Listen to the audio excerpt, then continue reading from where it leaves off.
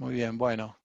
Bienvenidos a otro actualizando de la Sociedad de Oftalmología de Córdoba. En este caso, la Comisión de Oculoplastia nos trae invitados nacionales y destacados nacionales y destacados internacionales también, para poder tener un webinar muy ilustrativo sobre patología orbitaria y tumoral.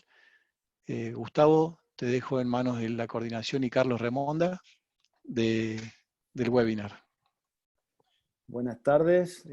Yo quiero agradecer y felicitar a la Sociedad de Oftalmología de Córdoba por darnos esta oportunidad de poder seguir, digamos, haciendo estas reuniones que nos enriquecen a todos y por supuesto tener en este caso la ocasión de contar con tan buenos disertantes, en este caso dos representantes de España, una doctora que hace dermatología en el Hospital Rofo, que ya vamos a presentarla correctamente, y a nuestro amigo Emiliano, que gracias a su valor y coraje está aquí presente con nosotros y va a dar su presentación. Así que yo, sobre todo a Emiliano le quiero agradecer. Para los que no saben, Emiliano tuvo un pequeño percance hace menos de una semana, y bueno, la verdad que la pasó muy mal. Pero bueno, ahí está, ahí como lo ven, está frente a su computadora y la verdad que me saco el sombrero y te mando un abrazo enorme porque la verdad que sos un gran ganador. Adelante, Carlos, Bueno, con la presentación. muchas gracias, Gustavo.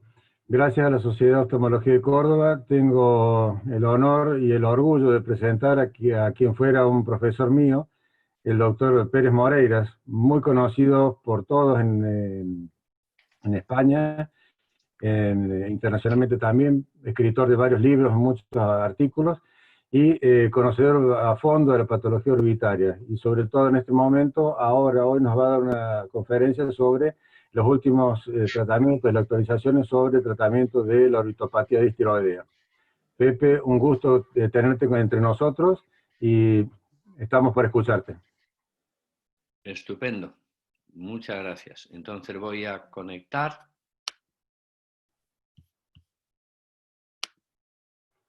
¿Está? ¿Estáis recibiendo bien toda la imagen? Todavía no lo vemos, doctor. ¿No la veis? Tienes que darle a compartir. Abajo la flecha verde. Espera que ya le he dado. Espera, vamos a ver. De compartir. ¿Está? No, No todavía. No todavía. A ver, ¿ahora? Ahora sí. Ahora sí, Pepe. y ahora tiene que darle a la presentación, play. Muy bien. Vamos allá. A ver. A ver dónde la agrando la pantalla. Vamos a ver. ¿Está? Ahí está, perfecto. Fantástico. Ahora sí. ¿Sí? Estupendo. Bueno, entonces empezamos. Muchas gracias, Carlos. Buenas tardes a todos desde Galicia, desde la tierra de Finisterre, que es el final del mundo y que por suerte en estos momentos aún es de día y tenemos casi 3/4 de hora de luz. El tema que me ha pedido Carlos Remonda, la verdad es que para mí es muy interesante por el mundo que encierra en cuanto a la evolución que ha sufrido esta enfermedad que en estos momentos, a ver, ¿y por qué no me pasa la siguiente? A ver, ahí está. Hablar de orbitopatía tiroidea en estos momentos, sobre todo en los últimos 10 años, se ha producido un cambio increíble. Como concepto, yo no les voy a decir cuál es el origen de una enfermedad autoinmune porque es totalmente desconocida, pero sí a la gente que se está formando le diría que hay que clasificar la enfermedad tiroidea autoinmune desde el punto de vista oftalmológico. Es decir, nosotros somos profesionales de la oftalmología que vemos pacientes que unas veces nos envían los endocrinólogos y otras veces aparecen por primera vez en la consulta con síntomas de enfermedad distiroidea, casi podríamos decir que en un 35%, porque en un 20% la oftalmopatía se adelanta a la enfermedad tiroidea, por eso la gran importancia de que no despreciemos cuando un paciente tiene síntomas de enfermedad tiroidea, pero tiene análisis normales, lo cual no quiere decir que no tenga un distiroidismo. Dice que es eutiroideo en estos momentos, pero en los próximos 3 a 4 años se puede hacer hiper o hipotiroideo en un porcentaje elevadísimo. Sabemos que esta enfermedad empieza con una fase inflamatoria, que es lo que se conoce como activa, en la gran mayoría de los casos. Digamos que prácticamente en el 100% empieza con una fase inflamatoria que endocrinólogos u oftalmólogos podemos descubrir o no descubrir. Pero como profesionales de la oftalmología tenemos que saber que la gran mayoría van a aparecer en fase inflamatoria en nuestras consultas, ya sea enviados por los endocrinos o ya sea porque tienen conjuntivitis de repetición en las últimas semanas, sobre todo de tipo alérgico, que tienen quémosis, que tienen dificultad para realizar los movimientos oculares, que tienen sensación de visión doble cuando despiertan, es decir, entran en la fase activa.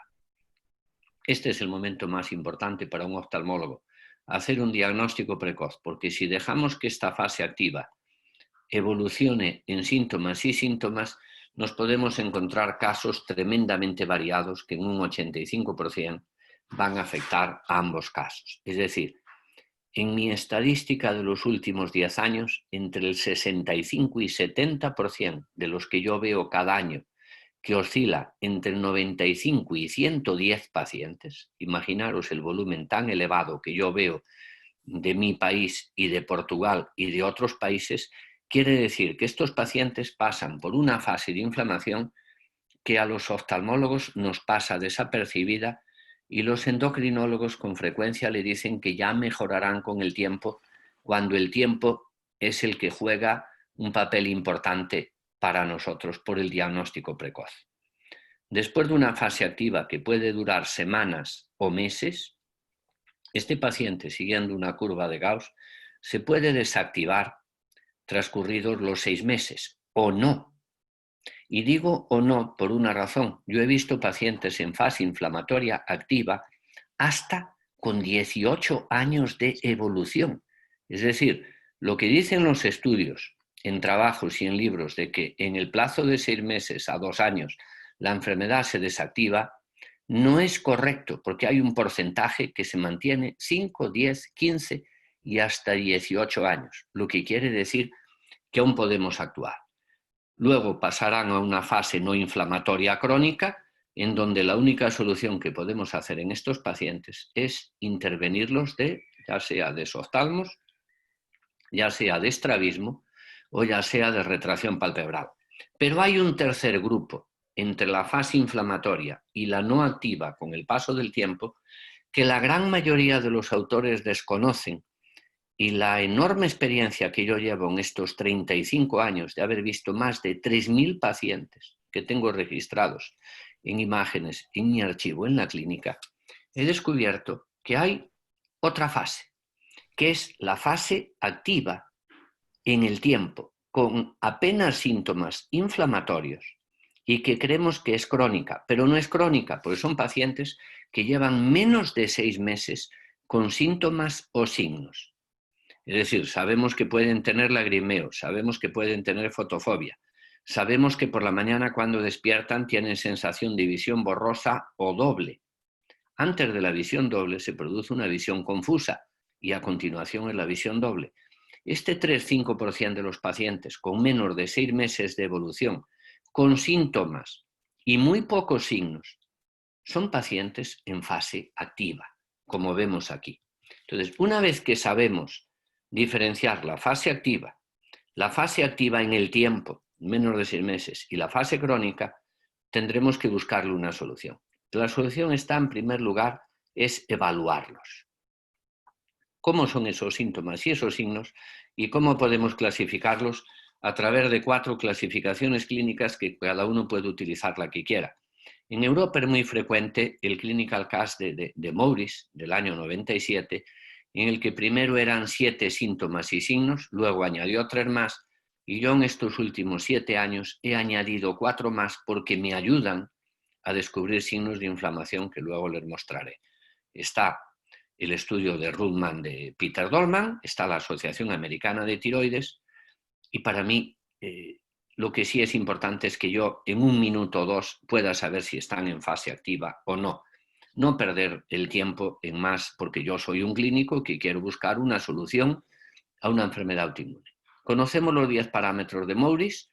Yo he añadido, creo que estos parámetros, yo se lo decía a ellos en la reunión que ha tenido la Hugo Gogó, en la que hace bianual, este año fue en Pisa, y me invitaron a mí a hablar durante 25 minutos de mi experiencia en el tocilizumab, y les dije clarísimo que tienen que cambiar el protocolo.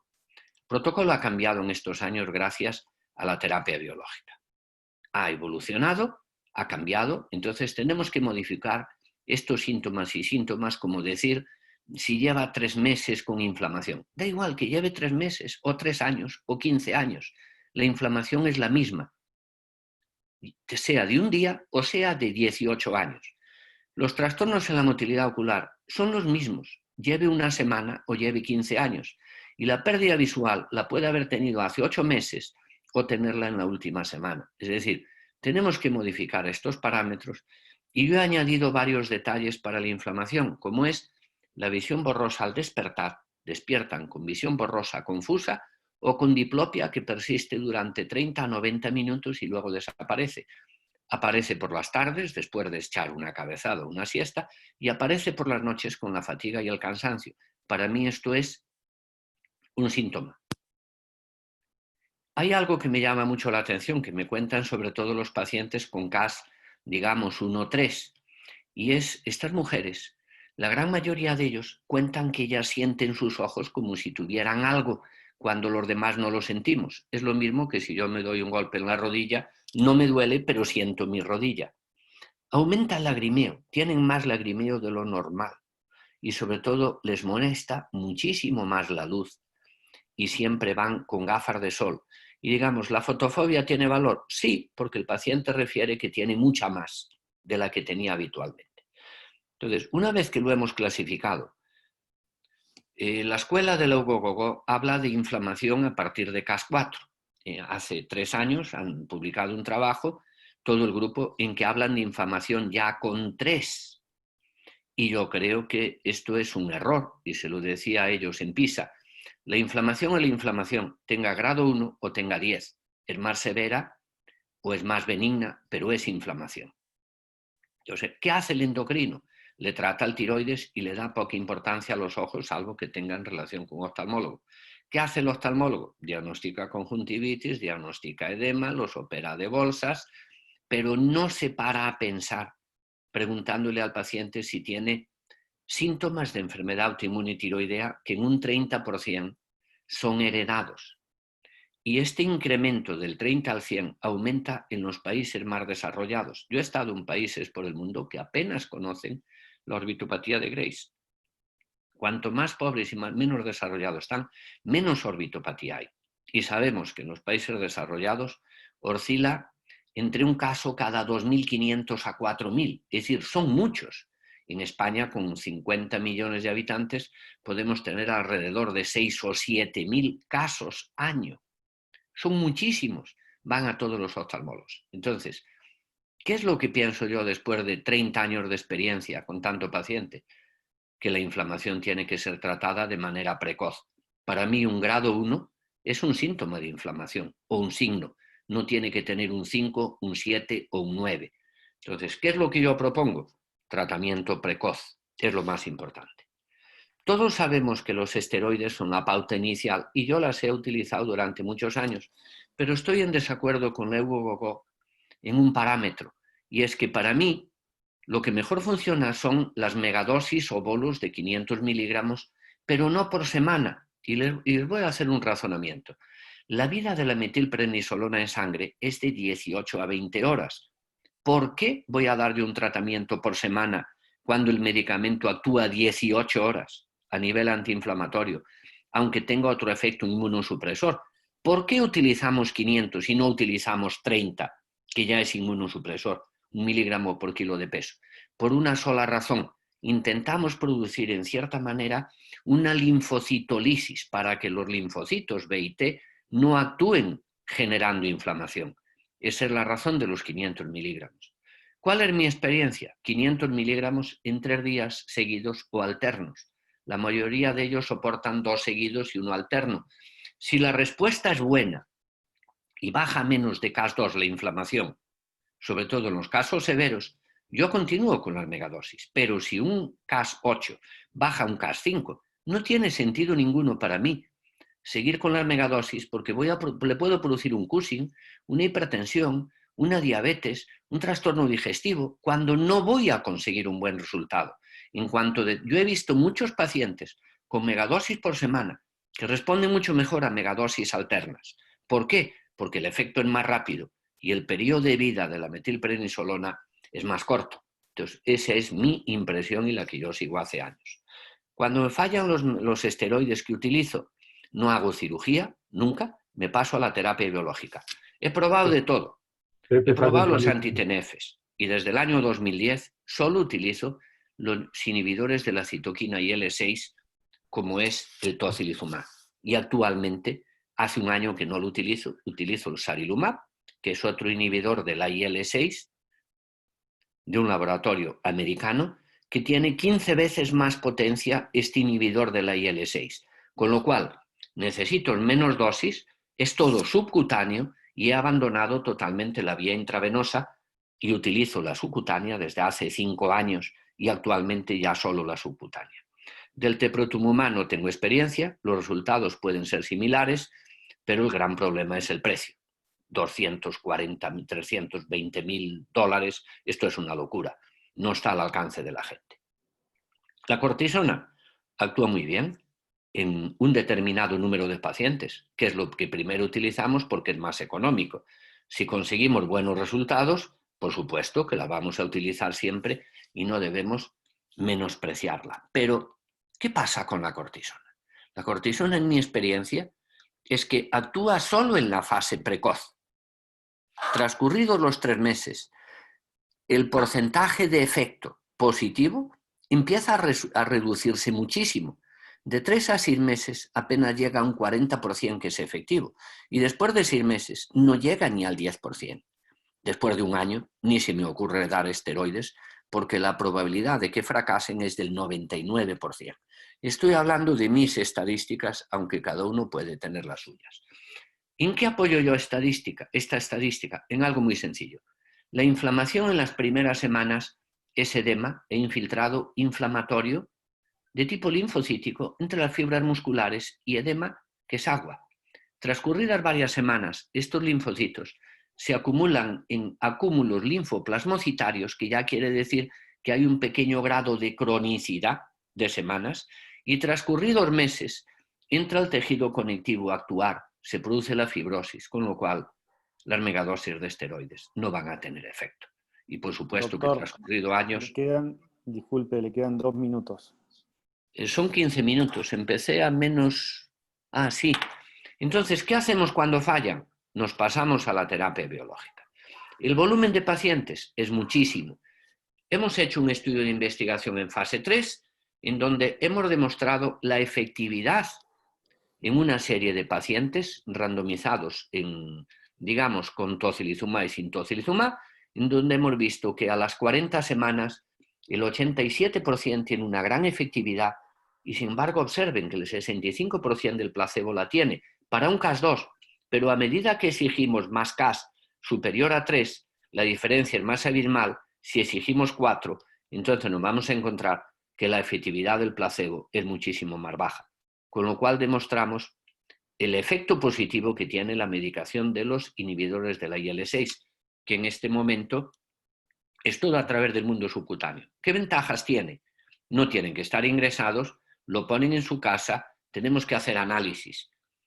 Cuando utilizamos el tocilizumab, yo pongo siempre el primer caso que he visto en el 2009, que es una mujer médico, mujer de médico, reumatólogo, que ha probado todo lo que existe en el mercado, incluida la radioterapia, con una exoftalmía de varios milímetros y un problema a nivel muscular, que después de varios meses de tocilizumab reduce la exoftalmía, reduce la inflamación a nivel del músculo, recupera la motilidad algo que en las megadosis de esteroides nunca supera los 5 grados y en estos casos puede llegar hasta mejorar 30 grados.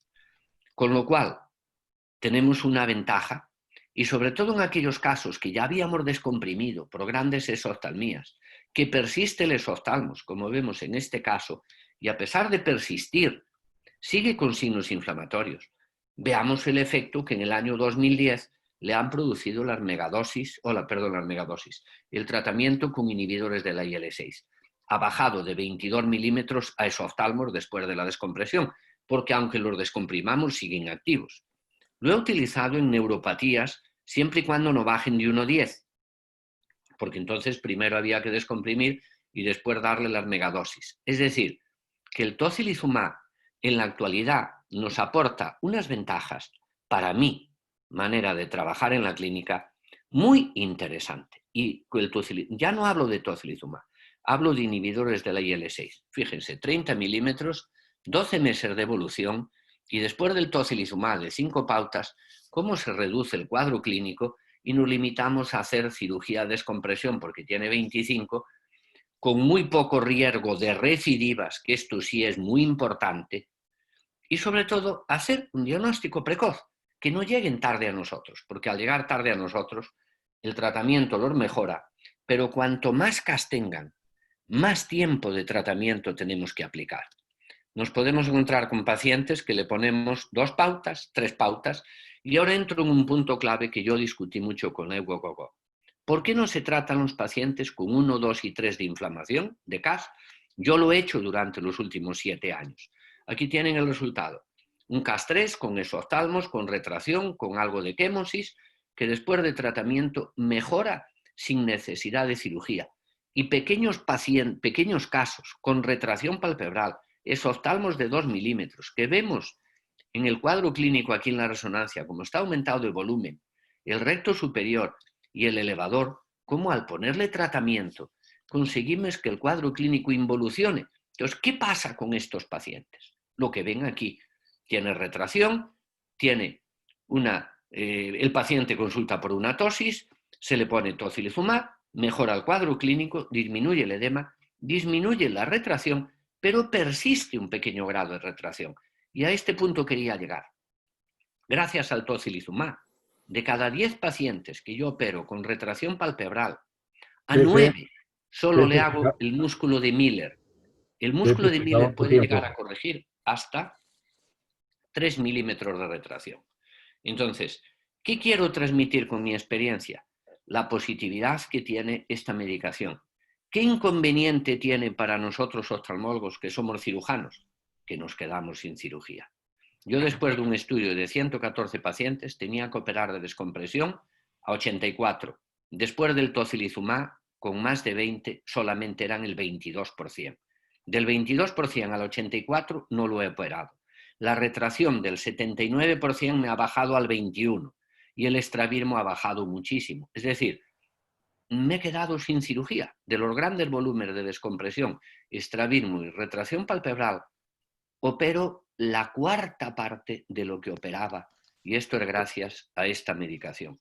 Y esto es lo que yo quiero transmitirles a todos los que nos están escuchando.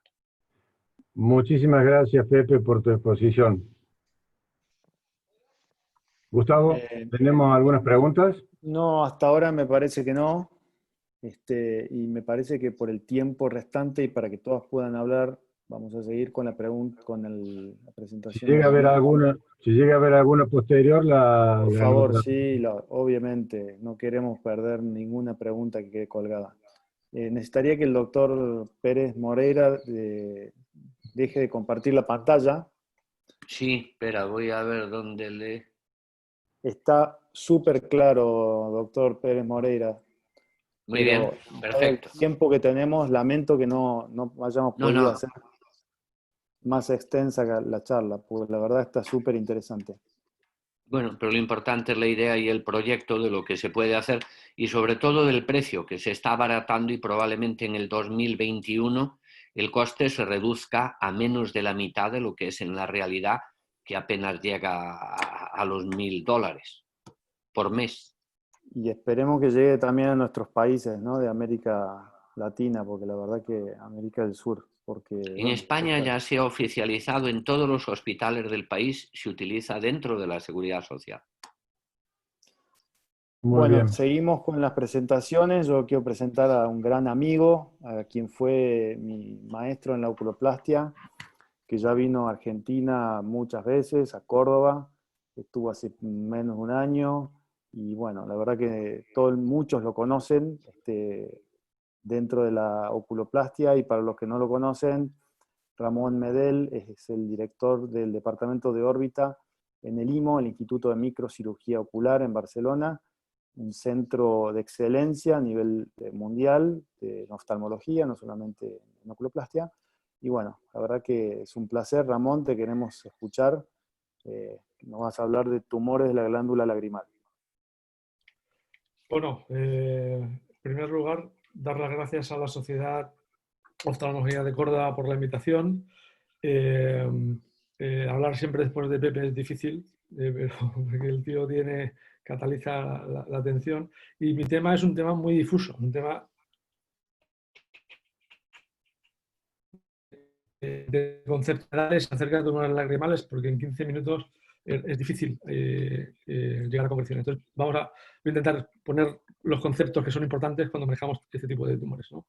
Deciros que lo que he hecho, no ha habido ningún comentario sobre el tocilizumab, pero lamentablemente se está poniendo muy de moda en España por el coronavirus y en el mundo por el coronavirus, porque es una de las medicaciones de elección para el tratamiento de la cascada antiinflamatoria, y ahora es una medicación que conoce prácticamente todo el mundo. Bueno, respecto a los tumores de glándula lagrimal, deciros que podemos hablar de todos estos tipos que hay aquí. El primer bloque que hay es el bloque... ¿Veis el puntero? ¿No veis el puntero? Vale. No.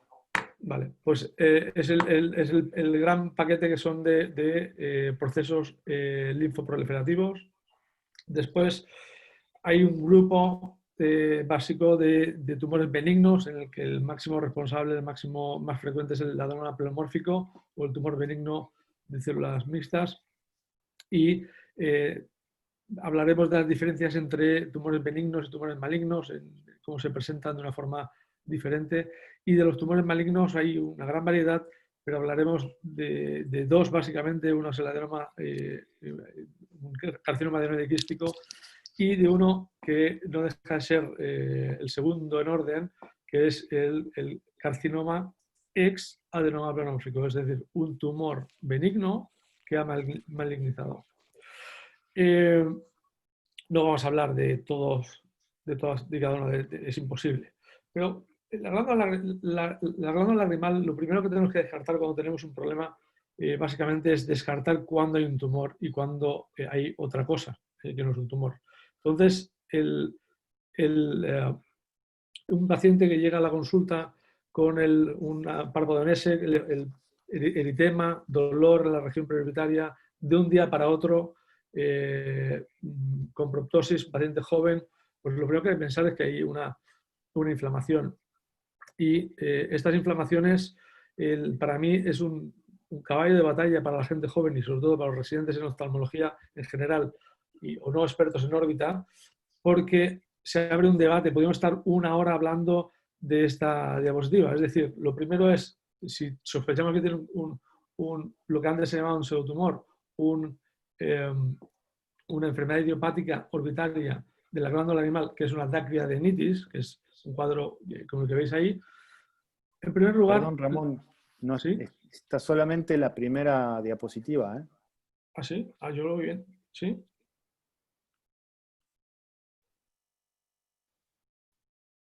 ¿No pasa? No. Ah, pues... Vemos solamente la primera, ¿eh?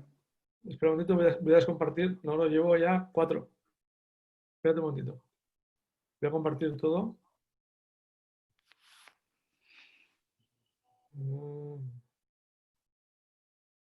Aquí. A ver ahora. ¿Ahora? Ahora. Vale. ¿Se ve el puntero? Sí. Perfecto. Bueno, pues lo que decía, no vamos a hablar de toda esta lista y no tenemos tiempo, tenemos muy poco tiempo, pues hablamos de esta paciente, ¿no? Una paciente joven que viene con una inflamación de la glándula lagrimal, con un parvo de Nese, con una masa dolorosa, de un día para otro en la consulta, y lo primero que todo el mundo sospecha es una inflamación, una dacroidenitis, ¿no? Entonces, siempre hay, como decía, podemos estar una hora hablando de esta paciente. Es decir, ¿qué hacemos? O sea, podemos discutir si tenemos que hacerle un TAC o no tenemos que hacerle un TAC, porque como es tan claro en la clínica, pues prácticamente ya no hace falta hacerle un TAC, o podemos hacerle un tratamiento con corticoides, tal y como reza en todos los textos de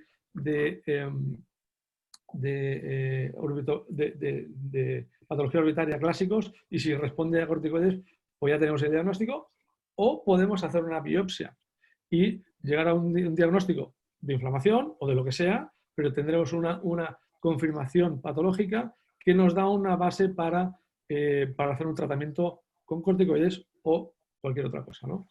Con lo cual, yo siempre lo que intento decirle a la gente joven es que cuidado con las inflamaciones orbitarias, porque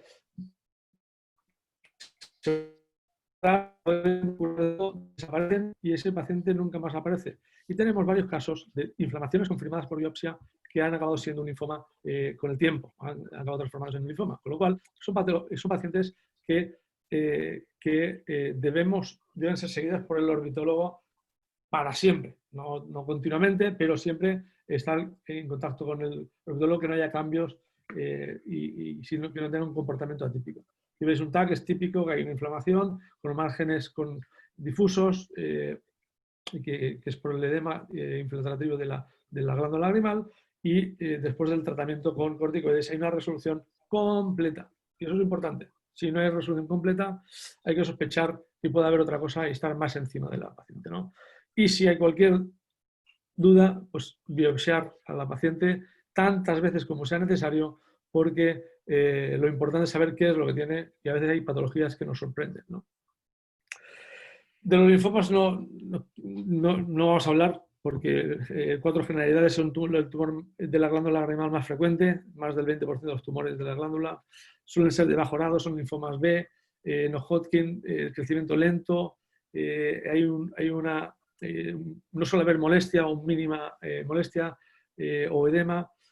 Suelen aparecer en mujeres en la 5ª a la 6ª década de la vida, preferentemente, y bueno, rara vez hay alteraciones sistémicas, y cuando sospechamos esto tenemos que hacer una biopsia, llegar al diagnóstico y olvidarnos del paciente, ponernos en manos de un experto que trate linfomas, porque lamentablemente nosotros no somos súper especialistas en quimioterapia, ¿no? Entonces estos pacientes se curan o bien con quimioterapia, o bien con radioterapia, o bien con rituximab, que es una droga que va directamente contra los CD20 y hace una depresión linfocitaria muy importante.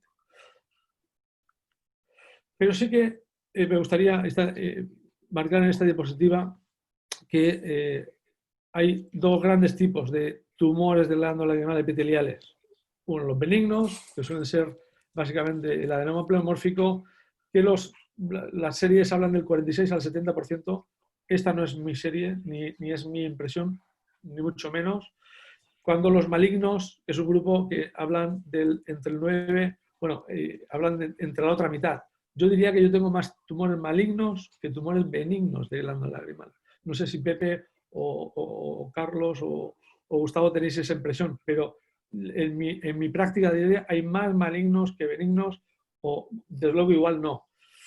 Entonces, las características de los adenomas pleomórficos es que es un tumor, una masa que crece lentamente, es indoloro, produce una proptosis lentamente, el paciente no se da cuenta hasta que el ojo está muy afuera, que en principio no hay que biopsiarlos, porque está descrito que cuando rompemos la cápsula pueden quedar células, y tenemos pacientes que han hecho siembras orbitarias durante 20, 30 años, durante 20 o 30 años, requiriendo 10, 20 cirugías para quitar esas siembras orbitarias. Es un desastre.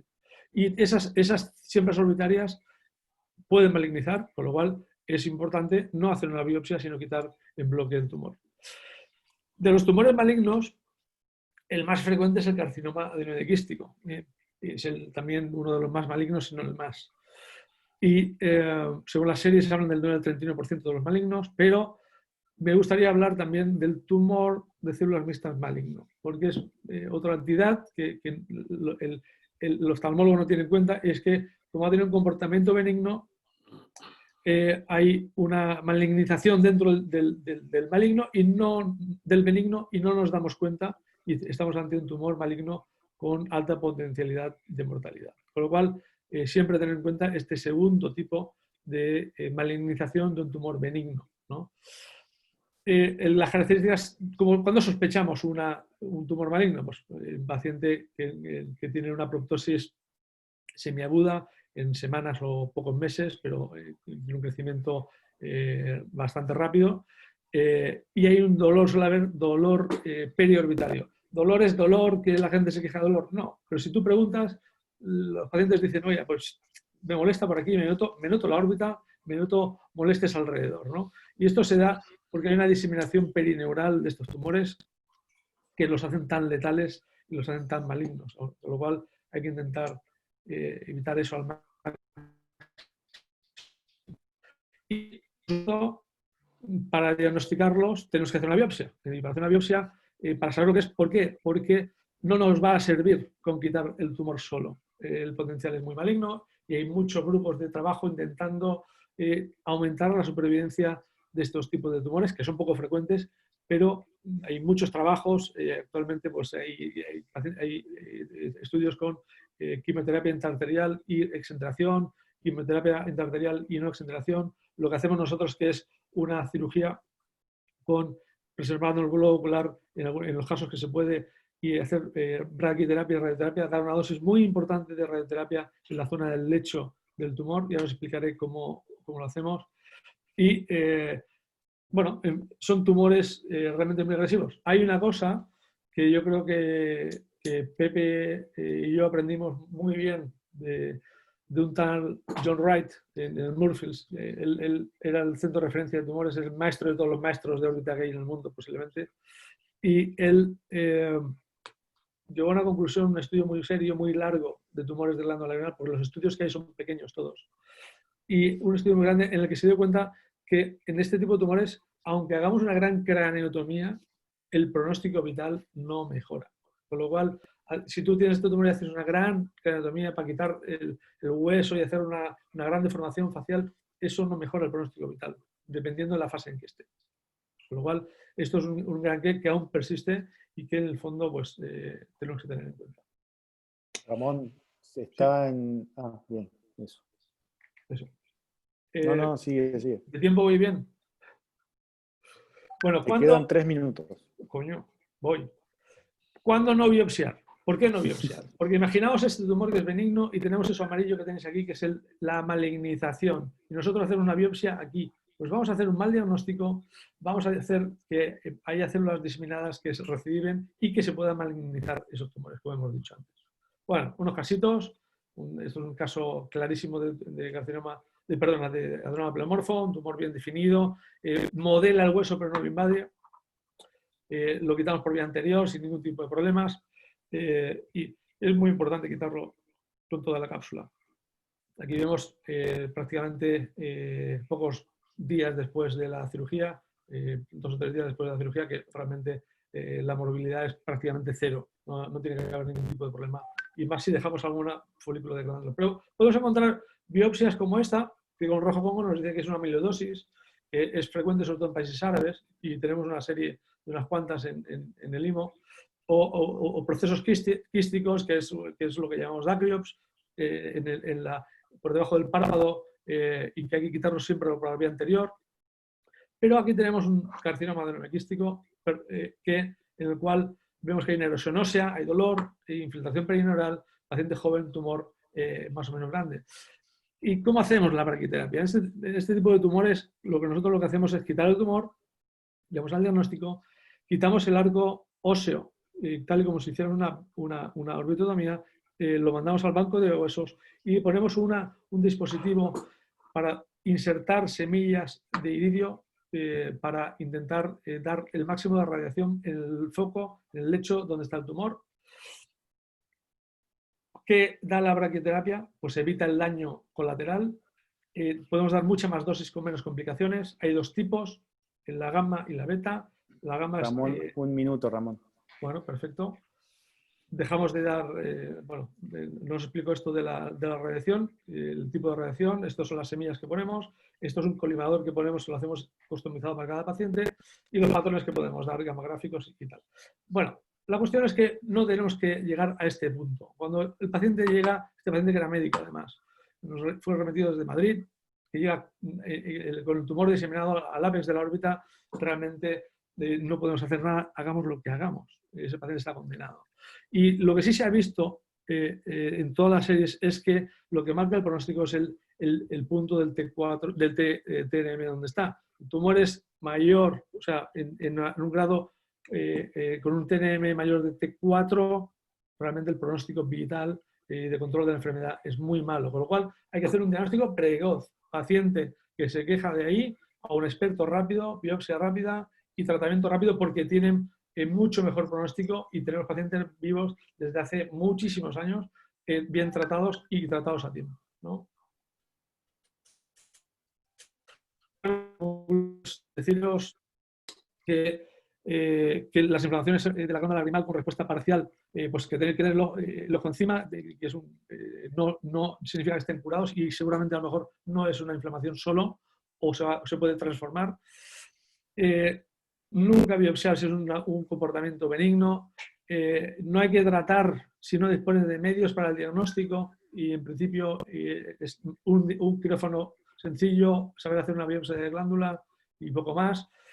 El diagnóstico precoz es crítico, y los tumores malignos, la mortalidad es alta, con lo cual recomendar, si hay gente que está empezando, no comenzar a tratar este tipo de tumores si no disponéis de un arsenal para intentar mejorar la supervivencia de estos tumores.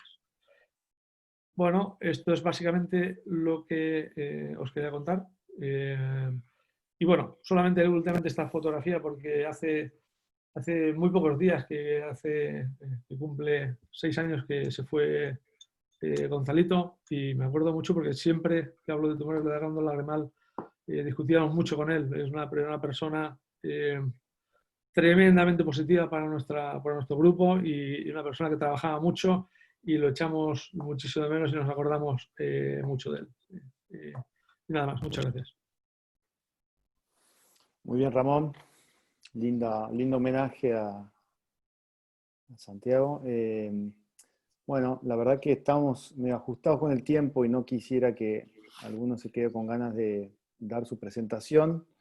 Así que bueno, voy a presentar a la doctora Roxana del Águila. La doctora Roxana del Águila es dermatóloga, es jefe del Departamento de Dermatología en la Unidad Funcional de Tumores No Melanoma en el Instituto de Oncología Ángel Roffo en la Universidad de Buenos Aires. Y como muchos habrán escuchado, hace ya varios años está nuevo tratamiento con Vismodegib, y es lo que nos va a transmitir la doctora es su uso en la región periocular. Adelante, Roxana. Bueno, muchas gracias a la Sociedad de Oftalmología de Córdoba por esta invitación. Y bueno, vamos a hablar, como ya dijimos, de los tumores perioculares. Para empezar, unas generalidades del carcinoma vasocelular. Sabemos que es el cáncer más frecuente, el 80% está en las zonas expuestas. Tiene un lento crecimiento, las metástasis son excepcionales, pero la capacidad de invasión local es importante. La incidencia en estos últimos años ha ido en aumento y tiene una morbilidad importante cuando no son diagnosticados o específicamente son maltratados.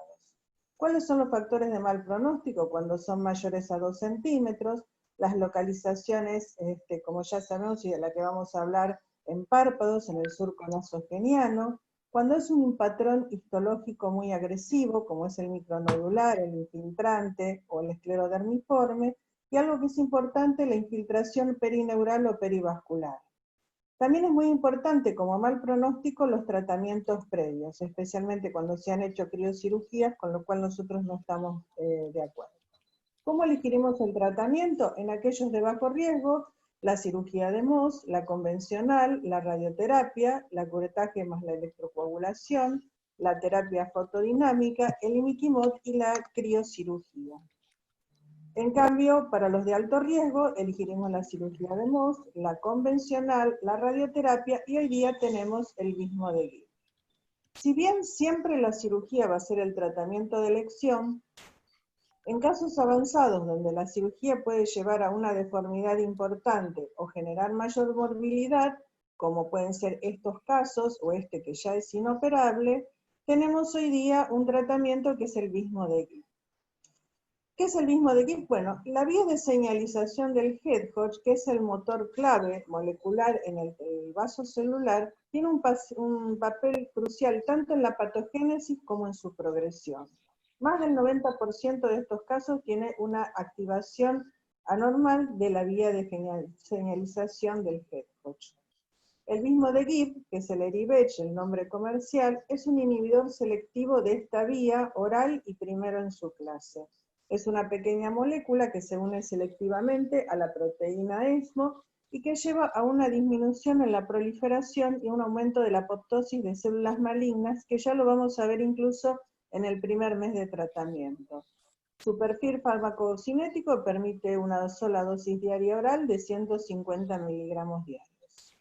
Les muestro la primer paciente, que esta es una paciente del primer protocolo que se hizo en el estudio del mismo de Gibb. Es muy impresionante porque es lo que yo les explicaba sobre la apoptosis. Fíjense, esta paciente no podía prácticamente ingerir alimentos. Al mes de recibir el tratamiento, ya la masa tumoral, obviamente no el tumor, pero sí la masa tumoral había desaparecido, y esta es la paciente a los 7 meses de tratamiento. ¿Cuáles son los efectos adversos que tiene? Los principales es la digeusia, porque hay disminución de las papilas gustativas y los calambres, y también tenemos alopecia y la pérdida de peso, que una de las razones son el aumento por la captación de glucosa en el músculo y en los adipocitos, y también la misma digeusia, es decir, la falta de gusto, lleva a que el paciente coma menos. Como ustedes pueden ver en esta tabla, los efectos adversos, la mayoría son de leves a moderados. Y los principales, que son el calambre y la pérdida del gusto, la digeusia, son aquellos que muchas veces llevan al paciente a abandonar el tratamiento, ya que es un tratamiento de un promedio de 8 meses. Estos efectos adversos se van a resolver al finalizar o interrumpir el tratamiento. La digeusia y los calambres aproximadamente entre 1 y 3 meses, y en el cuero cabelludo más o 2-3 meses van a empezar a recuperar. Les muestro nuestra experiencia. Esta fue la primer paciente que se trató. El protocolo de investigación del mismo de Gibb se realizó en nuestro servicio en el Instituto Roffo, y acá vemos esta paciente con una masa tumoral en el ángulo interno del ojo, donde la única posibilidad era la enucleación del ojo. Esta paciente entra en protocolo y acá vemos a las 4 semanas de tratamiento, también como les dije antes, la desaparición de esa masa tumoral.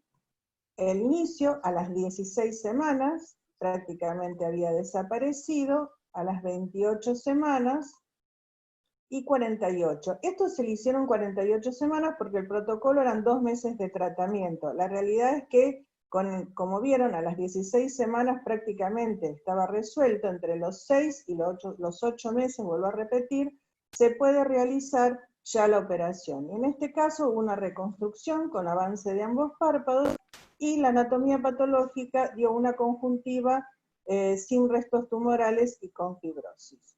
Fíjense la paciente al año de finalizado el tratamiento. Acá vemos otra paciente con también el tumor en ángulo interno del ojo que ocupa ambos párpados. Al mes de tratamiento, al inicio de nuevo, a los 3 meses de tratamiento y a los 6 meses de tratamiento, que se había decidido hacer una reconstrucción de ambos párpados, pero bueno, la paciente no quiso. A veces pasa con estos pacientes hospitalarios que han hecho demasiados ya tratamientos, y cuando se ven que han mejorado, a veces deciden abandonar el tratamiento o no quieren volver a realizar una cirugía. Acá tenemos este otro paciente donde, si ustedes se fijan, hay una gran destrucción.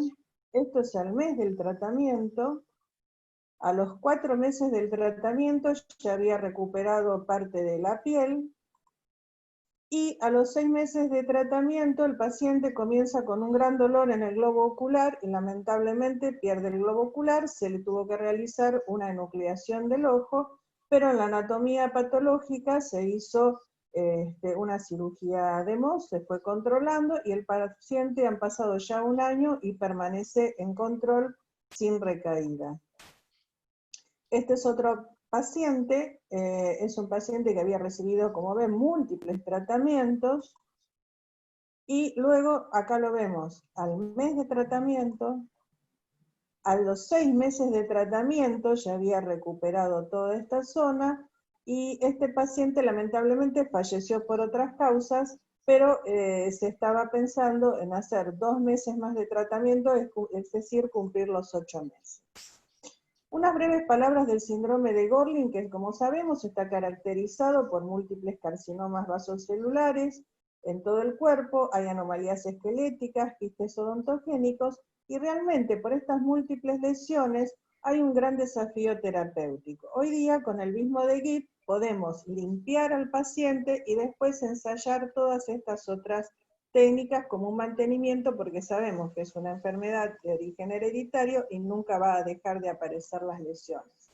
Sí tienen la característica los Gorlin que muchas de sus lesiones son perioculares, así que acá vemos a este paciente a los 5 meses de tratamiento, habían desaparecido prácticamente las lesiones, y este otro paciente a los 2 meses de tratamiento, en donde, si bien a veces van a necesitar una reconstrucción del párpado, sabemos que los tumores pueden volver a aparecer.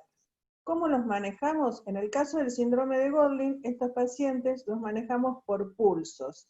Y hay 2 opciones, es decir, comenzar con 12 semanas, seguido de 8 semanas de placebo, que este es el protocolo que se había hecho para Gorlin, seguido de 12 semanas, y la otra comenzar con las 24. Si yo tuviese que elegir, empezaría con esta de 24, porque son las 8 semanas que siempre hablamos, y luego seguiría con el esquema de arriba. Muy bien. El Erbitch, el Vismodegib, está indicado entonces en pacientes mayores tengo de aquí 18 para años. 1 hora más. Si quieres Diagnóstico ver, de pues, carcinomas de células basales, es decir, aquellos con metastásicos o localmente avanzados, donde la cirugía o la radioterapia es inadecuada. Como sabemos entonces, y les dije, es un potente inhibidor selectivo de la vía de señalización del Hedgehog. La dosis siempre va a ser de 150 miligramos vía oral, con una media de duración de casi 8 meses. Y la interrupción es posible, como vimos, se puede hacer por pulsos, entre 4 y 8 semanas que son permitidas, y también se basan en la intolerancia del paciente, es decir, la intolerancia individual de cada paciente, que es lo que necesite. Las evaluaciones van a ser sencillas, es el control de los signos vitales, un electrocardiograma, un laboratorio normal. Sí estamos pidiendo tiroides, porque hemos visto que en algunos pacientes ha habido algunas alteraciones, y las imágenes que serán de inicio y seguimiento de ser necesarias. Para concluir, el Vismodegib brinda un beneficio sustancial en pacientes con los vasos celulares avanzados y en el Gorlin. Los efectos adversos, como vimos, son observados, son leves a moderados, y la duración óptima del tratamiento debe ser basada en las necesidades individuales de cada paciente, ya que estos pacientes son totalmente diferentes. Es importante destacar el cuidado interdisciplinario. Estos no son tumores que solamente los traten un solo tipo de especialidad, sino que tenemos que formar grupos de especialidades. Es decir, y la clave va a ser la elección del paciente no adecuado. No es cualquier paciente, sino aquellos que se van a beneficiar con el tratamiento. Crear también expectativas realistas al paciente, comunicándole cuáles van a ser los efectos colaterales, y también darle estrategias del manejo de estos efectos colaterales, que son aquellos por los cuales muchas veces el paciente deja el tratamiento, especialmente por la falta del gusto y por los calambres.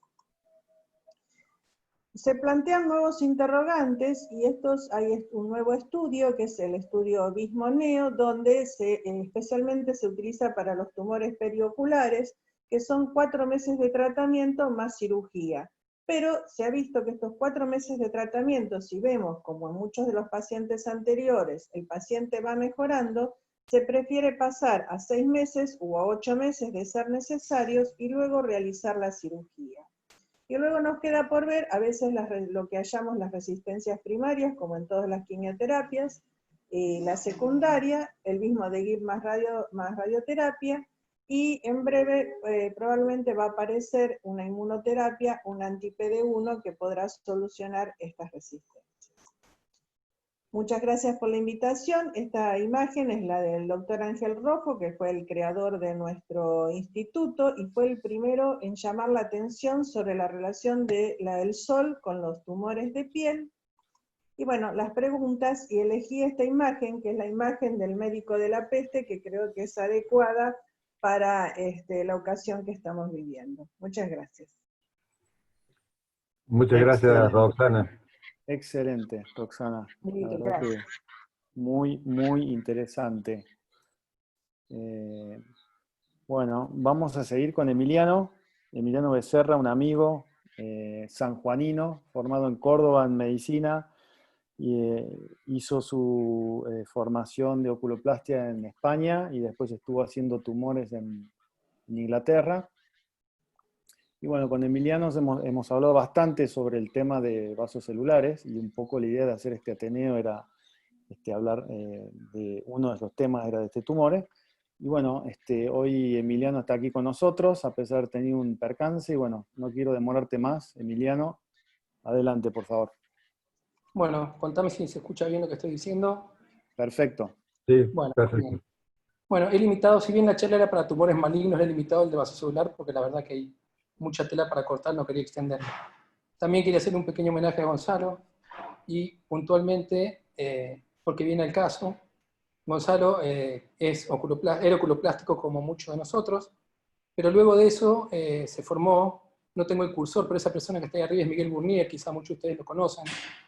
Es un reconocido oncólogo y patólogo de Brasil que vive en Canadá, trabaja en la Universidad de McGill.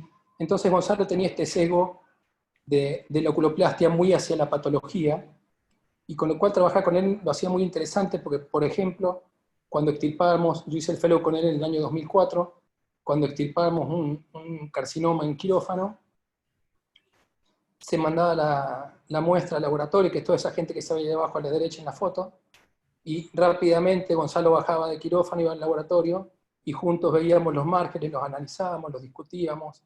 Entonces era como un trabajo integral que se hacía a esos pacientes con el conocimiento que él tenía.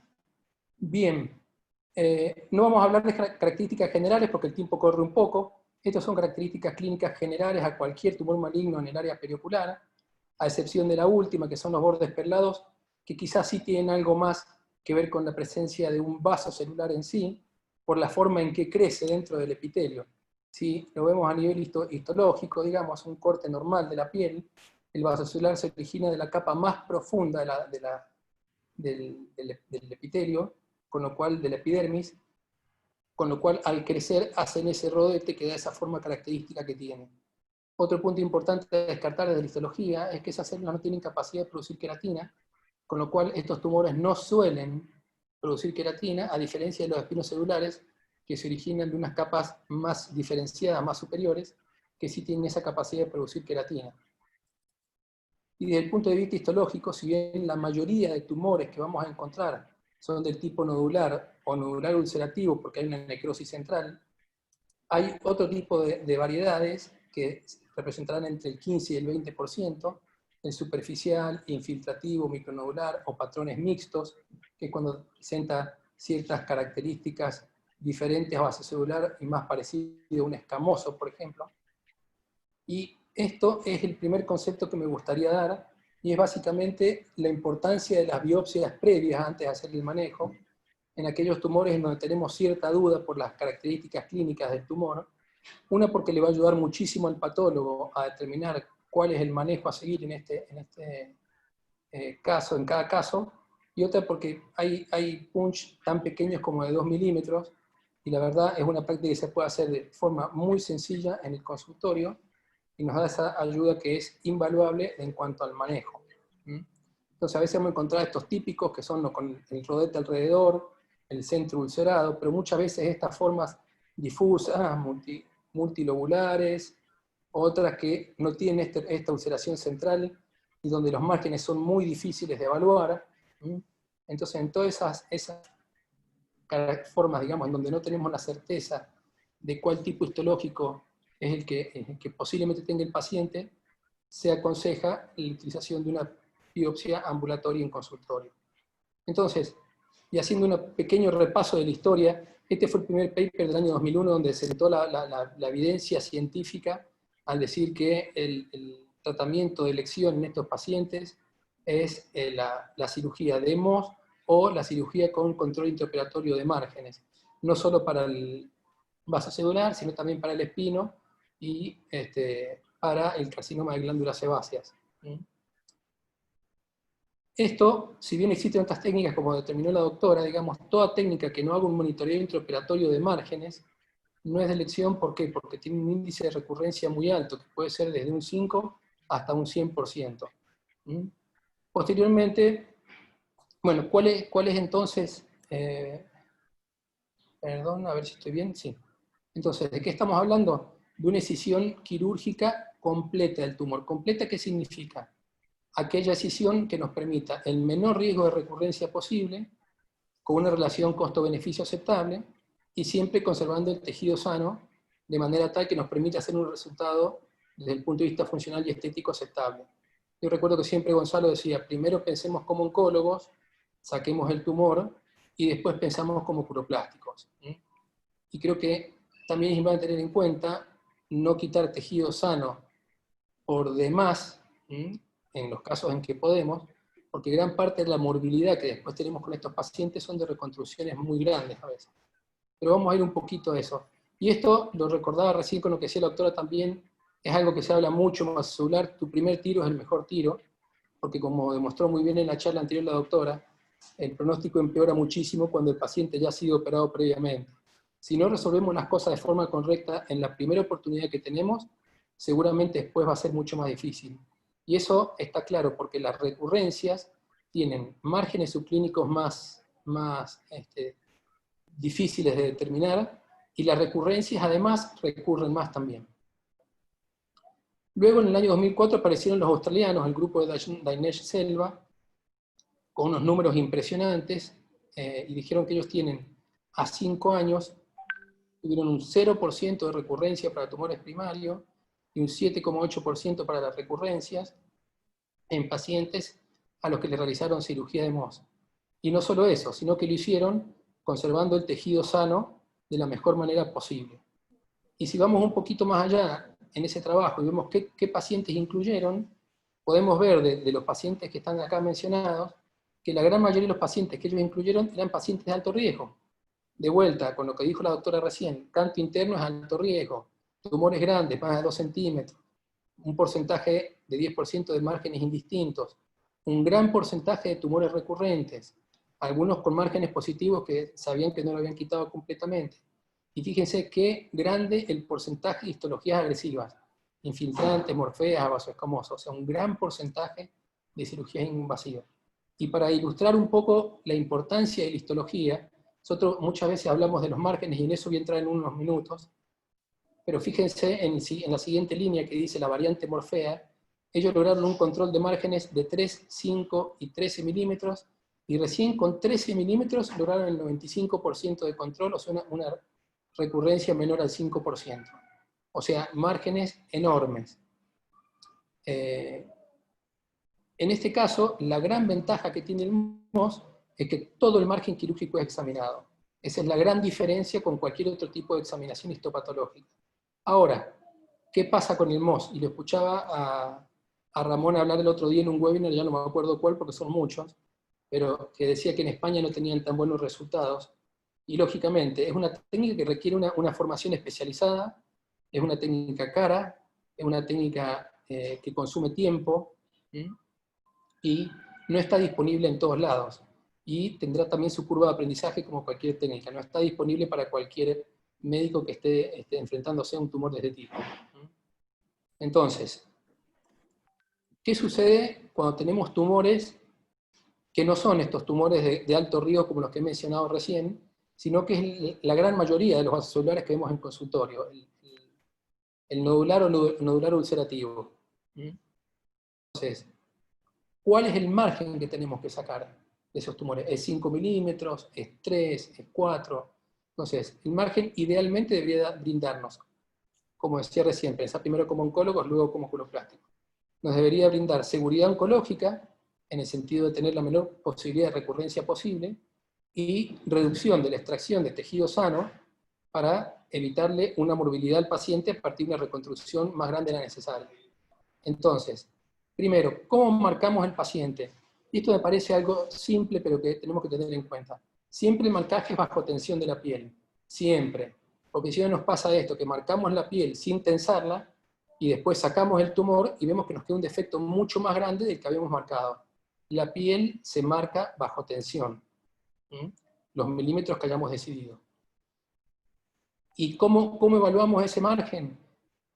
Yo sugiero hacerlo en la lámpara de hendidura, es como yo lo hago, porque no es solo el cambio de color, el volumen, las pequeñas vascularizaciones que encontramos en el margen del tumor, cómo incide la luz de la lámpara de hendidura, son todos pequeños cambios clínicos que nos ayudan a ir marcando el borde. Fíjense este paper que es viejísimo, del año 73, que se lo preguntaron, ¿qué tan buenos somos viendo los márgenes? Ellos le pedían al cirujano que marque los márgenes, y después los patólogos histopatológicamente evaluaban si el cirujano había hecho un buen dibujo del margen. Y en un 95% de los casos acertaban, digamos. Entonces, ¿cuál es el margen? Hay muchísima bibliografía, y esto está a modo de ejemplo simplemente, pero hay muchísima bibliografía acerca de los márgenes ideales y demás. Porque es como un paper más general que habla de los tumores no melanóticos y establece como un número de 4 milímetros de margen como general para todos los que son tumores no melanóticos, aunque podría ser excesivo para un vasocelular nodular muy pequeñito, y podría ser corto quizás para un tumor también vasocelular, pero de otro tipo histológico, como ser un infiltrante o un morfeforme o superficial o multinodular. De allí la importancia de la biopsia previa con estos punch. Inclusive algunos fueron más allá. A mí me pareció interesante este paper de un grupo de Londres, que ellos en 5 años no tuvieron ninguna recurrencia, haciendo una incisión de 2 milímetros y logrando casi una preservación de tejido sano similar a la del MOS. Lógicamente tuvieron un número un poquito más alto de reintervenciones, porque tenían que, en un margen positivo, volver a extirpar tejido para enviar al patólogo. Y ellos hacían lo que yo hago en consultorio, que ellos le llaman el rush paraffin sections, que es como una sección de parafina rápida. Esto yo básicamente lo he diseñado con el patólogo, y esto es algo que siempre recomiendo a cada uno en su medio en donde se desenvuelva, tener un estrecho contacto con el patólogo, hablar con el patólogo siempre con el que vayan a trabajar, de preferencia un dermopatólogo, y ver cómo el patólogo se siente más cómodo. A mí el patólogo, unas cosas que me dijo, me sirve muchísimo que me mande las biopsias previas, para yo saber de antemano qué voy a estar viendo, y segundo, me siento más cómodo, porque el criostato, bueno, más allá de problemas técnicos que tenemos en países como el nuestro, de que no funciona, que está en service, que no lo tenemos siempre y demás, tiene otra forma de evaluar, tiene otros colores, y muchas veces pasa que te informan con un corte congelado, algo negativo, y después en los cortes de parafina da positivo. Y lo que me planteo hacer como esquema de trabajo es enviar la muestra, él hace un procesado rápido con la parafina, y en el transcurso de 24 a 36 horas yo tengo un resultado. Y a mí me sirve muchísimo. Ahora no, lógicamente, como todo hemos disminuido muchísimo la cirugía, pero previo a la pandemia yo estaba entrando a quirófano entre 3 y 4 veces por semana, con lo cual ingresar a un paciente un martes y volverlo a operar el miércoles si podía, o el jueves, no me representaba ningún problema. Mientras tanto, a estos pacientes yo le colocaba este tipo de materiales de 3M como Tegapor, que lo humedezco en solución fisiológica, se lo coloco sobre la herida, y evita que la gasa o apósito que pongamos arriba se adhiera a la herida. ¿Por qué tiene lógica? 2 minutos, Emiliano. Perfecto, porque tiene lógica. Hay que tener en cuenta que solamente un 7% de los carcinomas se extienden, de los nodulares pequeños, se extienden más allá de 1 milímetro del borde de la lesión. Entonces, vamos a tratar de responder esta pregunta: ¿cuál es el mejor margen? Fíjense que a medida que aumenta el margen, lógicamente el índice de recurrencia sube, pero en ninguno de los casos es mayor al 5%. Es decir, que si el cirujano decide pasar de lo que hacen habitualmente, sea 5, 4, a un margen menor de 3 o inclusive 2, el cambio en la recurrencia es mínimo, o sea, menor al 5%. Y si comparamos los márgenes positivos y negativos, también hay muy poquita diferencia, a excepción del de 2 milímetros. Un margen negativo, y este es otro concepto importante que lo he charlado con mi patólogo, un margen negativo no significa una resección completa. Entonces, el margen negativo simplemente significa que donde el patólogo vio, no hay tumor. Y esa es la gran ventaja del MOS sobre las técnicas tradicionales, porque el MOS lo evalúa en forma tridimensional, y un margen negativo con MOS tiene mucho más valor que un margen negativo por las técnicas de anatomía patológica tradicional. ¿Qué pasó con esos márgenes negativos? Entre un 0 y un 44% recurrieron, o sea, no todos los márgenes negativos recurren. Entonces, ¿qué vamos a hacer en cuanto a seguimiento? Primero, tener en cuenta si ha habido recurrencias previas, el tipo histológico. Yo entiendo, está clarísimo que a todos los pacientes le tenemos que decir que hay que seguirlos, que hay que controlarlos, pero no es lo mismo estos pacientes que menciono acá, que los que tienen un margen positivo, los que tienen un tipo histológico determinado y los de las recurrencias, que son pacientes que tienen más riesgo de volver a tener una lesión vasocelular. Independientemente de eso, hay un 35% de pacientes que aunque los curemos y no tengan recurrencia, pueden tener un vasocelular en otra localización. Entonces, conclusiones, y trato de ajustarme al tiempo. Primero, comunicación con el patólogo fundamental, y cuento una pequeña anécdota. Cuando yo llegué a Neuquén, que es Patagonia, Argentina, donde yo vivo, empecé a mandar muestras a un patólogo simplemente por una llamada telefónica, y mientras yo estaba en quirófano, él me devolvía la llamada y me decía, están libres los márgenes, cerrá. Y así trabajé durante cierto tiempo. Y un día dije, voy a hablar con él, le voy a preguntar cómo evalúa los márgenes. Y me dijo, hago un examen macroscópico. O sea que él miraba el tumor como lo podía hacer yo en quirófano. Entonces, por eso hablen con los patólogos y tengan estrecha relación. Aconsejo las biopsias institucionales en punch, esa información valiosa para el patólogo antes. MOS, me parece que hoy hay una tendencia a decir MOS es para todo lo periocular.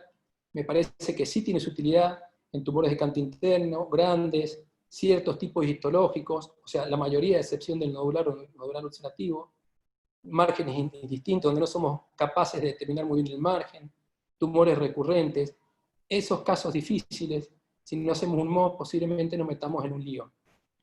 Y si nosotros, en aquellos tumores pequeños, nodulares o nodulares ulcerativos, que busquemos un 95% de curación, posiblemente con un margen de 3 milímetros estemos bien para tumores menores de 2 centímetros. E inclusive con 2 milímetros en un tumor muy pequeñito. Hay que tener en cuenta que si vamos a sacar márgenes muy grandes, si sumamos 5 milímetros a cada lado de un tumor de 2, estamos sacando 12 milímetros, que es más de un tercio del párpado, no tiene mucho sentido. Siempre, como decíamos, con todos los márgenes con anatomía patológica, y ante margen positivo, no todos los márgenes positivos recurren, ya les acabo de comentar que es entre un 0 y un 44%, hay que hacer una evaluación individual de cada paciente y evaluar los riesgos de observación versus resección. Creo que me ajusté el tiempo. Bueno, gracias a todos, y cualquier duda estamos abiertos a las preguntas. Muy bien, Muchas gracias, Emiliano. Muchas gracias, Emiliano, por tu conferencia. Muy bien. Buenísimo. La verdad que me saco el sombrero.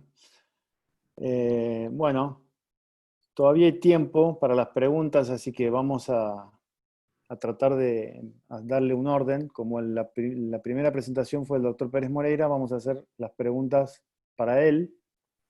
La doctora Jennifer Camargo pregunta, ¿en pacientes con CAS bajo usa la misma dosis del tratamiento biológico? Está sin audio, doctor. A ver si el doctor Juan Rivero... Juan, sí, a ver, ahora está con audio. Ahí estamos. Exactamente la misma. Si es tocilizumab lo que utilizamos es 8 miligramos por kilo de peso en un tratamiento intravenoso al mes. Si es subcutáneo, con tocilizumab es de 162 miligramos en una inyección que se pone en abdomen cada semana. Si es el sarilumab el que utilizamos, el inhibidor de la IL-6 de Sanofi, entonces vienen dos presentaciones de 150 miligramos para menos de 65 kilos y de 200 miligramos para más de 65 kilos. ¿Por qué esta diferencia? Porque es como 15 veces más potente que el tocilizumab, el sarilumab, y cuesta casi un 50% menos que la citoquina IL-6 de tocilizumab. Como sabéis, esto va a bloquear la unión con el cuerpo de membrana, el tocilizumab o el sarilumab, bloquea la unión de la citoquina IL-6 con el cuerpo de membrana del linfocito B, con lo cual el linfocito B no estimula el linfocito T, que es el killer, para generar toda la cascada inflamatoria de glicosaminoglicanos, glicoproteínas, mucopolisacáridos, edema e inflamación. Entonces, ¿qué sucede? Que en sangre periférica el nivel de citoquina IL-6 aumenta a medida que ponemos el tratamiento, mientras que al principio está más bajo porque se ha unido al cuerpo de membrana del linfocito B. Hoy se conoce muy bien cómo es el mecanismo de acción. La dosis es la misma, hay que utilizar, aunque tenga un Cas1. La diferencia que en un Cas1 o 2 lo utilizamos durante 2 meses o 3. En un Cas9 a lo mejor estamos 6, 7 u 8 meses o 9, hasta que se reduce la inflamación y baja a menos de Cas2. Y que los TSI, los anticuerpos antirreceptores de la TSH, bajen a valores normales, pero esto solo sucede en el 50% de los pacientes. 50% permanece alto, tú ves que tiene Cas0, 1 y TSI elevados, tienes que estar en alerta porque ahí en el plazo de un año van a venir el 90% de riesgo de recidiva, que se va a producir en un 20% en los demás de Cas4, mientras que en Cas1, 2 y 3 la recidiva se produce solamente en un 12% el primer año. Después se reduce a la mitad y a la mitad. Es decir, yo mis pacientes del año 2010-2013 no tengo ninguno con recidiva. Las recidivas son en los 2 años que siguen a suspender el tratamiento. Y si lo suspendemos antes del tiempo en algún paciente, pues porque antiguamente no tenía medios económicos, se vuelve a disparar otra vez la inflamación como si no le hubiéramos puesto nada. Bien, otra pregunta, doctor. La doctora Candela Zaffaroni pregunta cuál es la opinión sobre el tepromubumab. No tengo experiencia, he leído los trabajos, pero como se puede imaginar, 20 inyecciones al precio de $342.000 se lo dejo para los americanos ricos. Me parece absurdo su utilización, dado el precio que tienen los inhibidores de la citoquina IL-6. Okay. Pasa que ya sabemos cómo son los americanos. A mí lo primero que me pidió la casa Roche, cuando yo empecé con el tocilizumab, Roche Estados Unidos, me preguntaba solo si podía ser el primer tratamiento efectivo en la orbitopatía tiroidea. Era lo único que les interesaba, por una razón muy sencilla, porque el tocilizumab en Estados Unidos, 4 meses de tratamiento cuesta $50.000. Es lo único que les interesa. Bueno. Y en mi país cuesta $800 cada mes. Está claro. El doctor Nacho Alonso pregunta qué porcentaje hace de cirugía descompresiva versus de tratamiento con corticoides. El estudio que yo he hecho recientemente de 114 pacientes seguidos durante un mínimo de 8 años y con más de 2 años del último estudio, yo tenía que operar de descompresión orbitaria post-tratamiento de megadosis, al 84% lo tenía que descomprimir con más de 20. Con más de 20 milímetros. El número real es más alto porque hay pacientes de 15 milímetros de exoftalmos que con la orbitopatía se ponen 18 y eso no los contabilizamos. Digamos que casi el 90% de los pacientes tratados con esteroides no respondieron la exoftalmía. Sin embargo, este 90% se redujo al 26% después del tocilizumab con más de 20 de exoftalmos. Contamos de 20, no incluimos los de 18 a 20 milímetros porque entonces el volumen sería mayor. Se viene a reducir casi 4 veces el volumen de cirugía. Nos quedamos sin cirugía. Hay que buscar otras alternativas. Hay que hacer otra cosa. Hay que buscar, y la miopía tampoco ya se opera, pues habrá que buscar, yo qué sé, los coronavirus, los acabaremos operando. Seguimos con las preguntas, así podemos responderlas a todas. Gracias, doctor Pérez Moreira. Muchas doctor gracias, Pepe. Fernando Colombo, Rengel, pregunta para Ramón. en los casos en que se sospecha un tumor epitelial de gran tamaño, ¿eventualmente se hace osteotomía lateral para asegurar la extirpación en su totalidad? Bueno, en ese caso hay que hacer una cirugía. Vamos a ver, mi idea, cuando tenemos un tumor de un tamaño razonable, menor de T4, que lo podemos resecar entero, estamos hablando de cirugía conservadora de ojo, más braquiterapia, más radioterapia. Cuando el tumor está hacia la fisura orbitaria muy posterior y es muy grande, es imposible hacer una resección del tumor y dejar la órbita con el globo ocular, con lo cual hay que hacer una exenteración. Entonces, hay estudios que hablan de quimioterapia. Yo no tengo experiencia de quimioterapia intraarterial seguida de exenteración, que alargan la vida del paciente, pero depende de dónde esté el tumor. Si el tumor está en el sistema nervioso central, realmente el pronóstico es fatal. Pero yo no tengo experiencia. Es la escuela del Bascom Palmer la que tiene más experiencia en tratamientos con quimioterapia intraarterial en ese tipo de tumores. Pero el mensaje para llevarse a casa es justamente ese. Ante un tumor, una inflamación, un aumento de tamaño en la fosa lagrimal, pues, que es una patología para expertos. Porque algunos casos que hemos visto pues, son tratados. Un paciente que yo creo que el doctor Morales también vio, que era uno de los primeros pacientes que vimos en el IMO, que era bombero. Y el tipo me llamaba porque le habían dicho que tenía un orzuelo y le hicieron una biopsia en Canarias vía transconjuntival del tumor. Luego ya estaban diseminando todo, y vino a operarse 3 meses después, cuando tenían realmente una masa muy grande. Bueno, en fin, que un tumor en la glándula lagrimal hay que relacionarlo con mal pronóstico y con hacer una cirugía lo antes posible y muy específica. Si dejamos crecer otro paciente, que una de las fotos que he puesto, que era médico, pues lo diagnosticaron, le dijeron que iban a hacer una biopsia y tardaron 4 meses en hacer una biopsia. O sea, si tú tienes una sospecha y quieres hacer una biopsia, se tiene que hacer mañana o ayer, pero no esperar 4 meses para hacer una biopsia o poner una lista de espera, porque al final no era una inflamación y el paciente se ha muerto con 30 años, ¿no? Entonces, la idea es que hay que hacer el diagnóstico lo antes posible. Cuanto más grandes son, peor es el pronóstico y más agresivo hay que ser en la cirugía. Gustavo, ¿puedo hacer un comentario? Sí, adelante, doctor. Yo he visto muchos tumores de la glándula lagrimal, muchos, 40, casi 50 años dan para mucho. Creo que debe andar por los 80 y muchos, solo tumores, sin contar linfomas e inflamaciones. Y mi experiencia es que lo primero que debemos de estudiar en un tumor maligno de la glándula lagrimal es si tiene afectación ósea que le produce dolor.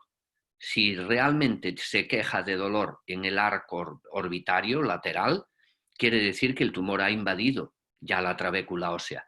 El tumor se extiende por los nervios lagrimales. El nervio lagrimal es una rama independiente del oftálmico que sale del seno cavernoso y se extiende por las terminaciones nerviosas sensitivas. Si ya hay dolor en la pared lateral, hacer una cirugía sobre el tumor no tiene sentido. Hay que hacerla asociada a una gran resección ósea. Yo tengo pacientes vivos por grandes resecciones óseas, después de 10 y de 15 años. Y todos los que tenían dolor a nivel de la celda ósea lagrimal y no he hecho resección ósea, es lo que dice Ramón, la supervivencia es bajísima y no llegan a 5 años ninguno, y lo peor es que invaden, se extienden hacia cerebro y es terrible. Es decir, hay que hacer resecciones óseas. Es decir, tenemos que ser oncólogos. No es un problema de visión, es un problema de supervivencia. De vida. Y Ramón me imagino que pensará lo mismo. ¿Qué es No, lo importante? totalmente. El diagnóstico precoz. Totalmente. Si no hay diagnóstico precoz, estás perdido. Una de las cosas que es así, que yo creo que mejora algunos tumores que hemos tenido que están superviviendo, es justamente el tratamiento del hueso. Lo podemos quitar, pero una de las cosas que nos dimos cuenta es que si hacemos una orbitotomía lateral y quitamos toda la pared lateral de la órbita, y mientras hacemos la braquiterapia lo mandamos al banco de huesos, a la semana siguiente volvemos a hacer la reconstrucción y podemos volver a poner el mismo hueso, porque no hay células tumorales ahí. Con lo cual, estamos limpiando el hueso de infiltración, y eso es una cosa que nos ha ayudado a tener mejor pronóstico siempre y cuando esté en el hueso que podamos tratar. Pero efectivamente, estamos hablando en casos que cuando llegan es demasiado tarde y por mucho que hagamos, podemos hacer resecciones, braquiterapia o el tratamiento que sea y va a recidivar otra vez y hay que estar encima y acaban fatal. Bueno, este es más fácil, Ramón. Pregunta a la doctora Sole Valeiras si, ¿qué método usás para extraer el Dacryops? Ah, ¿por dónde? Vale, sí, porque lo he comentado muy rápido. Bueno, es muy sencillo. O sea, lo que no puedes hacer es una quiste que se ve incluso, se puede palpar y se trasluce por la piel si miras por debajo del párpado. Lo que no puedes hacer es lo que lo parece más sencillo, que es por la conjuntiva drenarlo o abrirlo. Porque si vas por ahí, te vas a cargar los conductillos de la glándula lagrimal y vas a dejar un ojo seco secundario. Con lo cual, es diagnosticarlo y quitarlo. Yo al menos lo que intento hacer es quitarlo por vía cutánea. O sea, nunca ir por vía conjuntival porque te puedes cerrar los conductillos de secreción de la Por glándula. pliegue. La respuesta es por pliegue, Por entonces. el pliegue, sí, sí. Está bien. Bueno, la doctora Milagros Aguilar pregunta, en pacientes con carcinoma adenoides quístico avanzado mayores a T4, ¿cuál es el tratamiento? Si es resección asociado a radioterapia, creo que bueno, adelante. Es lo mismo que me has comentado antes, ¿no? Claro, lo que decías antes, ¿no? De Fernando. Bueno, ¿cómo puedes explicar el uso de la braquiterapia en pacientes con el carcinoma adenoide quístico resecables con conservación del globo ocular? ¿Cómo? ¿Cómo puedes explicar, o sea, si podrías explicar cómo es el uso de la braquiterapia en pacientes con el carcinoma adenoide quístico? La idea, no sé si se ha entendido, es quitar el tumor, hacer una tuberectomía con, o si no, hueso. Yo normalmente la aconsejo con hueso, mandar el hueso al banco de ojos, al banco de órganos, de tejidos, y antes el radioterapeuta te hace un estudio del dónde está el tumor y hace un arco de radiación para saber la dosis. Unas dosis concéntricas, dónde queda la máxima dosis, dónde está el tumor, dónde queda la máxima dosis y hacer una dosis gradual de la radiación. Entonces, se diseña para cada paciente con silicona un dispositivo que se pone en la órbita donde van metidos los tubitos por donde se insertan las semillas, que es lo que os he enseñado. Y lo importante de esto es que la radiación, uno de los colimadores que tienen es la distancia. ¿Cómo podemos calcular la distancia para no hacer daño en el ojo, ¿no? Pues lo que hacemos es que los tubitos van muy pegados en la parte lateral y tienes una silicona del tamaño que nos dice el radiólogo que separa el ojo de donde están se van a insertar las semillas, con lo cual tienes una distancia para no producir un daño colateral en el ojo. Y hay un mapa, depende del tiempo que se utilice, de qué isótopo se utilice, depende del tiempo que se pueden hacer diferentes patrones de diseminación y tú haces un patrón de tratamiento personalizado para cada paciente. Para cada paciente. Ok. Sí. Bueno, esta No pregunta sé es para es difícil de entender, pero... No, se entiende, sí, es algo muy personalizado. Pregunta para el doctor Pérez Moreira, si el EUGO recomienda selenio para CAS menores a 3 y si usted tiene experiencia en el caso de usar el selenio. He utilizado mucho el selenio. El selenio es un inhibidor de la citoquina IL-4, cuando la predominante en la inflamación es la IL-6, aunque hay la 8, la 12, la 16. Lo he utilizado durante muchos años y no he visto efectividad ninguna. Solo vi un caso una vez en Lisboa que con selenio decían que se había curado una orbitopatía de CAS5. Pero yo tengo una paciente con CAS8 que a los 6 meses, cuando estábamos haciendo el estudio del tocilizumab y no se había abierto el aceptar pacientes, a los 8 meses tenía un CAS8 y vino con un CAS0.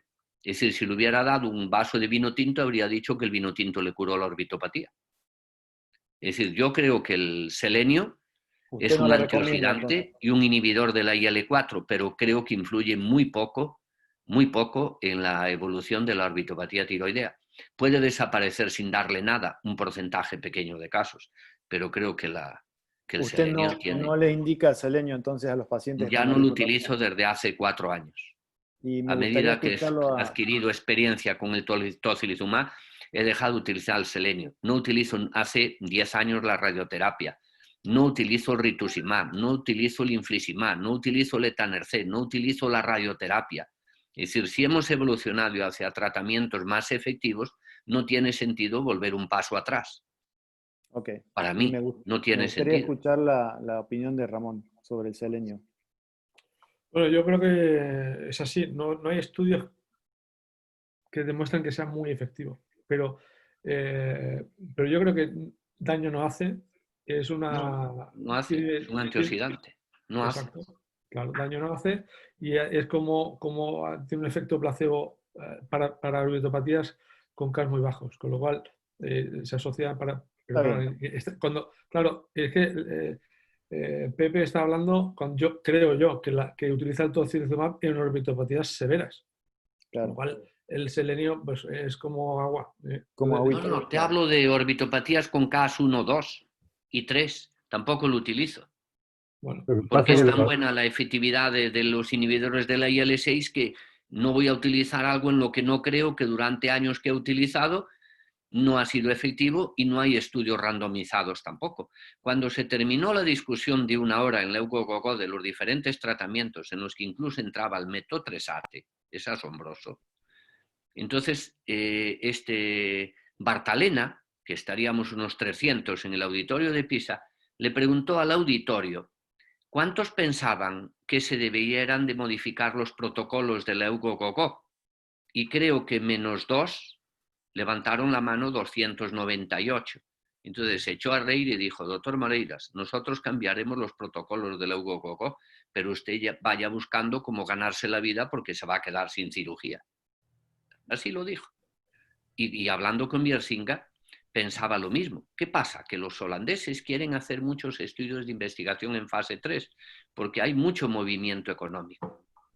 Y nosotros no tenemos posibilidad. No sé si Ramón la tiene en Barcelona. Yo a través de la Universidad de Santiago tengo muy poca disponibilidad económica para hacer estudios de investigación. Yo le decía, compárelo con los megadosis de esteroides. Ya lo he hecho.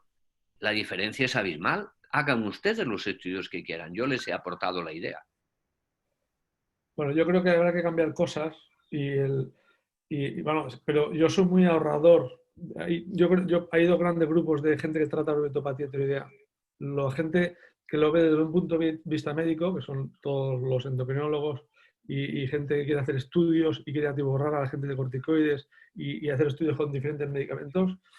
Y yo soy una persona que soy ahorrador de corticoides y ahorrador de medicamentos. Es decir, una orbitopatía que va a tener una curva de inflamación larga o menos larga, donde hay poca inflamación, donde la calidad de vida del paciente es relativamente buena y yo no doy ni nada, ni corticoides, porque sé que se va a curar pronto y va a mejorar y no va a tener ninguna complicación. Si yo preveo que esa paciente se va a acabar operando, que yo sí tengo pacientes, yo opero pacientes de descompresión y quizá por eso no utilizo el tocilizumab, pero si veo que se va a acabar operando, yo sí que prefiero hacer una cirugía en una zona alta de la curva de Randle y utilizo así los corticoides después, para ahorrar corticoides, porque la gente está... Claro, aquí nosotros hablamos y lo que ha dicho Pepe al principio es verdad. O sea, todo el mundo ve orbitopatías y todo el mundo trata con megadosis de corticoides sin tener ni idea. Y todo el mundo trata con tocilizumab sin tener ni idea. Entonces, para mí generalizar estos medicamentos, para mí es un error. O sea, eso yo creo que es para gente muy experta y gente que sabe controlar las complicaciones, que todos tienen complicaciones, los corticoides tienen muchas complicaciones y efectivamente un paciente con un distiroidismo acaba con Cushing y acaban con obesidad y acaban con hipertensión y acaban porque se han dado demasiados corticoides, la mayoría de veces innecesariamente, y también los medicamentos de los que estamos hablando no son inocuos. O sea, no son inocuos. Estamos un poquito pasados con el tiempo. Me gustaría bueno, agradecerle a la doctora que es dermatóloga, y bueno, aquí sobre todo los que nos escuchan son oftalmólogos generales, y bueno, la verdad que los casos que presentó son impresionantes, ¿no? En cuanto a los resultados. Me gustaría saber, a título personal, cómo le llega a una dermatóloga, por más que hace la parte tumoral, estos casos que son de la región periocular, ¿son derivados por oftalmólogos? ¿Cómo es digamos, cuál es su, cómo recibe estos pacientes? ¿Trabaja con algunos oftalmólogos, con algún centro? Bueno, los casos nuestros son los casos del Instituto Rojo, que obviamente en el Instituto Rojo llegan todos los casos, digamos, siempre más complicados.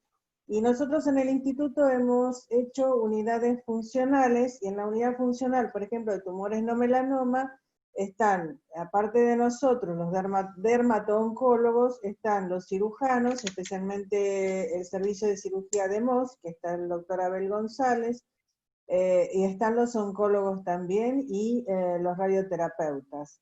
Lo ideal es formar, por eso, como dije antes, que sea multidisciplinario y formar grupos.